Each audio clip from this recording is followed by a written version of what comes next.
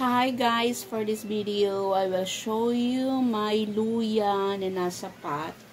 So, kailangan niya nang i-harvest because sabi po ng mga nagtatanim, kapag mga tuyo na yung dahon, it's about time to harvest. So, tingnan natin kung gaano siya kalaki.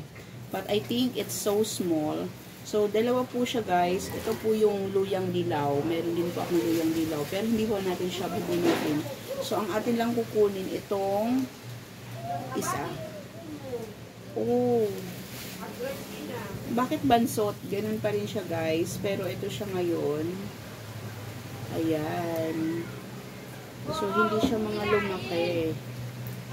Hindi siya ganun kalaki guys. Yung luya. So, this one, ganun din. Natunaw siya. So, hindi siya hiyang dun sa pinagtaniman ko. So, ito lang yung na-harvest natin, kakapiraso. Pero guys, kasi that time, nung wala akong isa sa ang magugulay ako, kumuha ko dito. So, ito lang yung na-harvest natin. So, and in all, wala siyang laman talaga. Hindi po nag-prosper yung luya kong dilaw dito sa tanim kong ito. As in, wala. Walang nangyari. So, ito lang siya. Ayan, guys. Sayang nga lang at yung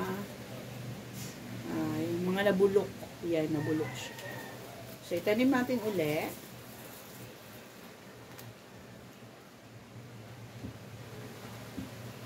At tawag kong ilain at sige.